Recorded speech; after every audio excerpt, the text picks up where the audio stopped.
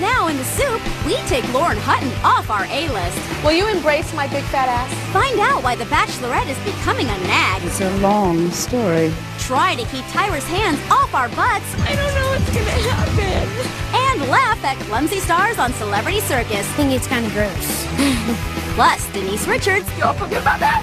And the latest in poop facials. We grew up in Buffalo. Now, here's the host who watches it all for you, Joel McHale.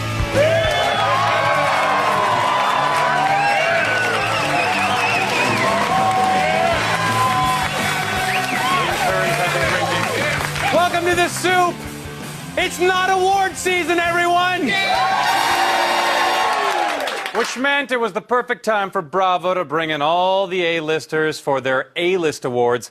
Lauren Hutton was honored as an icon and, in a mature and dignified manner, completely lost her mind. I've been up for 46 hours. It's a long story, but a good one. These things are very useful. Guacamole smasher, garlic press, head, something about that. Y'all have ideas. I stand by what I said about testosterone. It is sluts. And it also has ideas. So y'all get busy, because we got work to do. Fast. Ooh, what's the matter? I think I need to go sleep. Thank y'all. Good night. I'd like to thank Gary Busey for helping me write my acceptance speech. I'm going to pull your endocrine system out of your body. You know, you never see them together. Which one of them had a motorcycle accident? That's right, both. It's summertime when all the second biggest talent competitions are on. And none is more second big than Nashville Star. They pulled out all the big guns like host Billy Ray Cyrus, who's famous for having a big mullet and a more talented daughter. And of course, Jewel as a judge who showed off her newly acquired Southern accent with some career advice for the singing sister group Pearl Hart. I think you sound great. Thank you. But I'd like to see you work more on being a front woman. You got to come out here and really take the stage and own people and murder them and hurt them whenever you get out there. You still look a little bit tentative. How come they're not clapping no more, Jewel? I did what you told me to do. Here you go, Rhodey. I tuned into Celebrity Circus because celebrities were getting injured in the promo, but I watched for 2 hours. 2 hours, NBC. And all I got was this suit, which made me mildly nauseated. We'll show a clip when someone gets a compound fracture. NBC? In celebrity scandal news, pictures of boxer Oscar de la Hoya in a fishnet body stocking and stiletto heels have been declared by experts to be fakes. The pictures were crudely doctored versions of this original photo. No! We showed you again, Larry King. In celebrity family news, Charlie Sheen and Denise Richards are fighting in court over whether their kids should get vaccinations. You should do it. Charlie is against it and upset the kids are getting shots. So is Heidi Montag. You're taking shots. You're taking shots. You're taking shots. Didn't The Hills end its season? Why am I still talking about The Hills news? According to a Hills insider, Lo and Lauren have asked Adrena to leave the house they all share. The source would only identify himself as flesh-colored beard throat. Who could it be? Meanwhile, when the Hills gals showed up to the opening of a bowling alley, Adrena's people instructed reporters to only ask questions about bowling. An E spokesperson said, "Bowling?" Oh, right, yeah, bowling. That's what our viewers tune in to see. A talentless flash-in-the-pan hack restrict an on-camera conversation to bowling. Did I say hack? If I did, because you're not even a hack. Being a hack would imply that you are bad at your chosen job or trade. But since you don't have a job, don't even try to challenge that or trade. Calling you a hack is an insult to hacks. I mean, I'm an entertainment reporter, and while I'm not Christiane Ampore by any means, I have to put on nice clothes, tuck in, smile into the camera, and actually make an effort to get a paycheck. So since I have to do my job, and I'm good enough to be on basic cable, I have one question for you.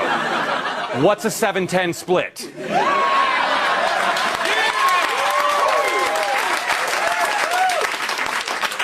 No answer. That's what I thought. I'm Jason Kennedy. Back to you, Ryan. In non-Hills-related TV news, Cindy Margolis posed again for Playboy and Extra dug deep to find out why. Up next, sexy Cindy Margolis on getting divorced and trying to get a date, and why she stripped for Playboy again at 42. I actually took off my clothes to help families. Later, Cindy cures cancer with only a webcam and a wet T-shirt. You're cured. In movie news, the gay cowboy drama Brokeback Mountain is reportedly being reworked as an opera to premiere during the New York City Opera's 2013 season. Wow! I would have thought they'd adapt it as an Xbox game. Guess an opera will work too. Producers say they're looking to cast two unknowns in the roles, one of which is a tenor, the other a catcher.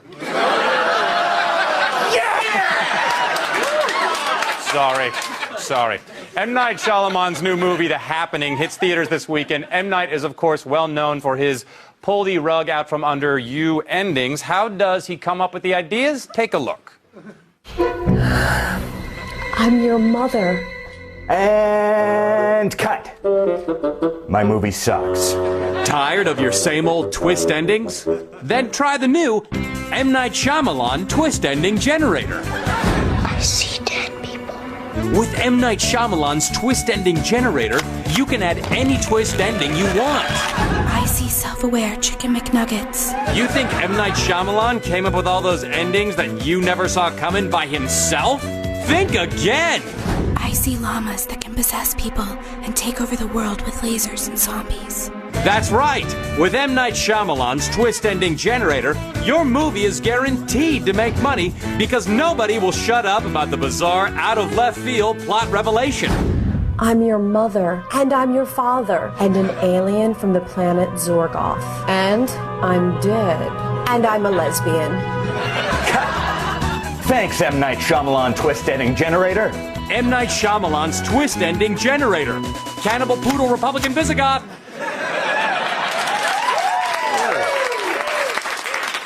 They should use the generator for Brokeback Mountain Opera. That's going to be great. In music news, viral video of Amy Winehouse singing a racist song while being taped by her husband Blake made its rounds on the internet this week. Amy later apologized for the video and said the only reason she did it was that she was bored and didn't have any crack to smoke. Let's smoke some chat stew, shall we? So meaty. Oh, Tyra, what's this week's chat stew about?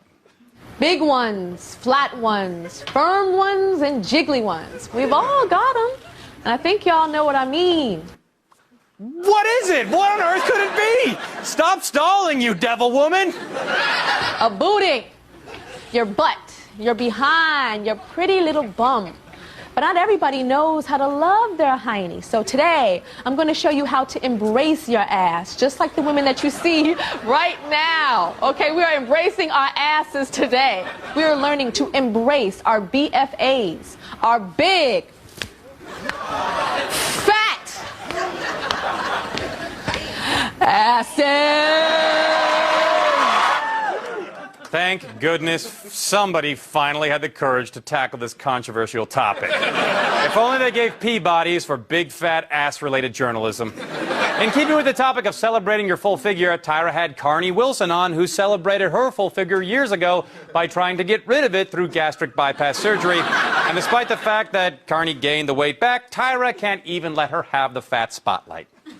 Sitting next to you, I've never felt fatter in my life. Are you serious? No, That's so funny. Right before you came out, I was just looking at the monitor telling the director, oh my God, my boobs look huge. Just let the woman be fat, Tyra! It's all she has!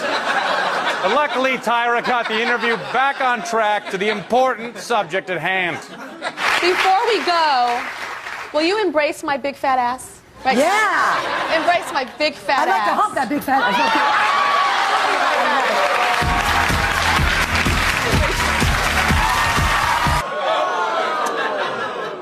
You know, Oprah gives away cars. I'm just saying. We'll be right back. Oh, someone touch this. Right here. Which CBS show called Swingtown is really creeping me out? The answer when we come back. Stay tuned for reality show clip time with The Bachelorette, Legally Blonde, and Denise Richards, plus a bunch of dumb blondes and the kick-ass cook of the week. Felt more like a family orgy and not so much family dinner.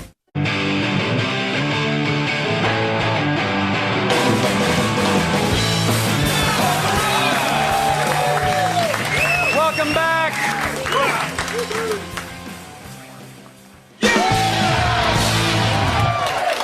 So, You Think You Can Dance has trimmed the fat so that only the lean dancer muscle remains, and the real competition can begin. They started off by introducing the 20 finalists, and I learned the key to being a great dancer isn't years of training. It's having a really ridiculous and misspelled name. Give his comfort, Carrington,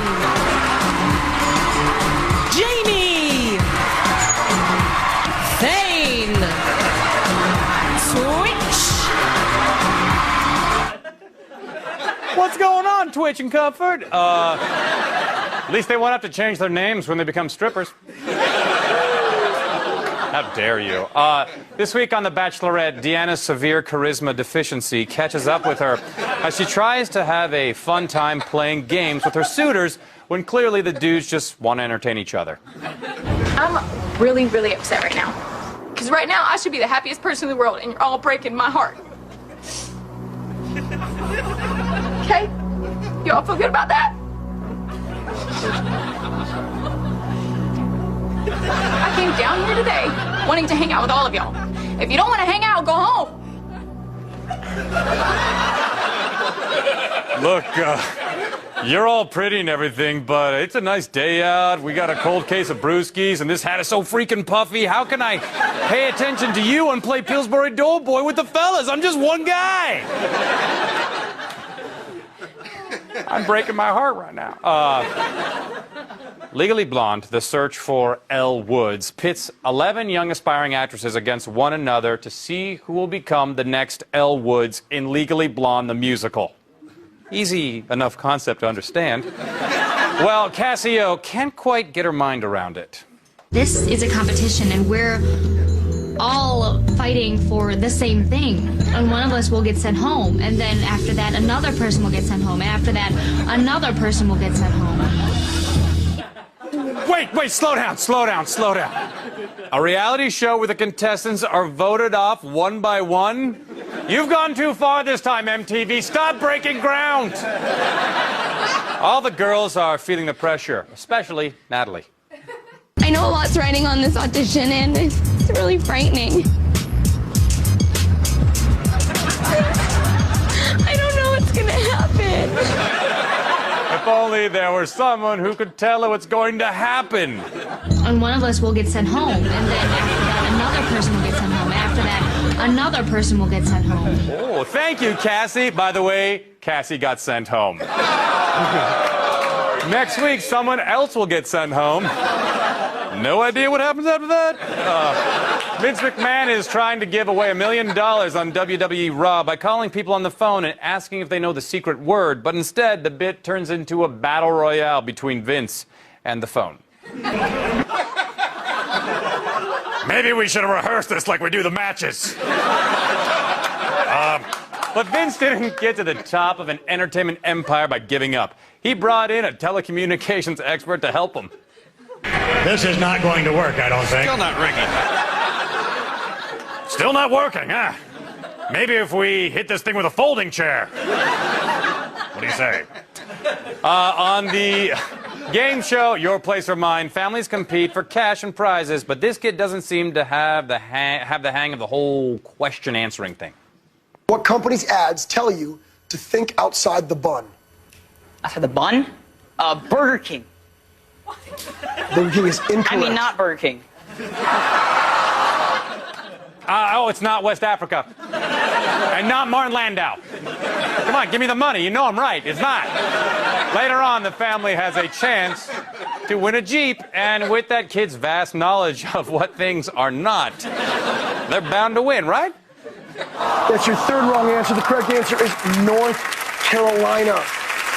Come on, everybody. North Carolina was the right answer. Good try. Good try. Thank you for being here on Your Place or Mine. You guys are a lot of fun. Come here. It's okay. It's okay. I'm going to console him for a little while. I'm Cameron Magazine. We'll see you next time with two new families right here on Your Place or Mine. Nothing you've seen so far should have disturbed you near as much as what you're about to see. It was time for Tila to visit the final 4 families, and each time she touched down in a new city, she hit a new low, and so did my jaw. First, she went to Ohio, where she met Bo's family. Wrong. A bisexual is someone who likes 2 boys and 2 girls and bikes. Come on. I found out what a skank was. But it got worse, seriously. In San Diego, Tila ate a pickle in front of Bethany's dad. He wasn't distracted. He was just thinking how happy he is that his daughter's a lesbian. Later, the pickle went to the doctor for some shots. And then it got worse, much worse. Tila went to New Jersey to meet Jay's mom, dad, stepmom, stepdad, and brother. And they all got along really well. Really, really, really, really well. Let me see your breasts. Clearly, that is the lowest it can go. I mean, how could it get any worse? Everybody, we're going to the hot tub. Let's do this. No, it's okay. Okay, we'd like to show you the footage, but I think that's all we can take for one day. We'll be right back. Stay tuned for lots more delicious soup and the kick-ass clip of the week. We use 19-gallon droppings. This is the first time I've ever tried soup. Katie Port of the Hills is getting her own spin-off show about her career in fashion publicity. Don't laugh. Here are some other Hills spin-offs in the works. Justin Bobby and Jen Bunny will host America's Stupidest Name. Lauren Conrad will star in Lauren Conrad, It's Boring. Spencer will be the subject of a new game show, Beard or No Beard, because no one is sure what that thing is on the end of his chin. And Adrina will get her own show on E! After she releases her sex tape, because you know she has one. We'll be right back.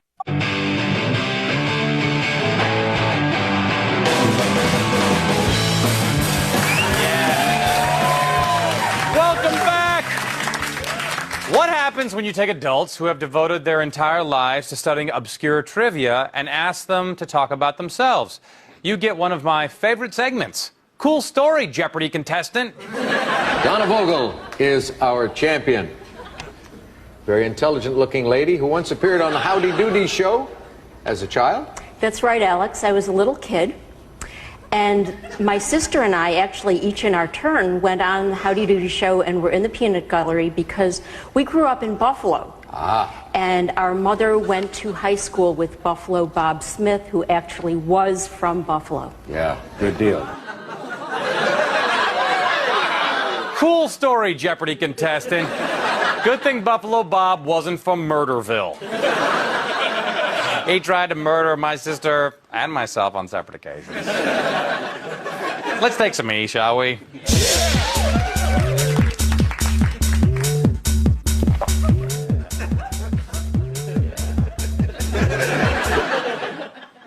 On this Sunday's all-new Denise Richards, It's Complicated. The complication is brought to new heights as Denise's 2 personal assistants, who help manage Denise's busy life of being followed around her crap-filled covered backyard by cameras, go to war over who was supposed to return some clothes to a store. It's complicated. We have a problem, so we need to find out who's lying and what happened. Who was supposed to take the clothes back? I told you on Friday they needed to go back. That's not true, 100% true. You had told me on Friday, Denise said that she has to go through all those clothes. That's why they are not going back. Somebody is lying, and I need to find out who. At this point, it's not about the clothing, it's about integrity. I realize it's irony on a base level, but when Denise Richards looks into a camera for her E-reality show and says something is about integrity, I mean, if you can't appreciate that, you're just lost. Thank you. Which brings us to our clip of the week.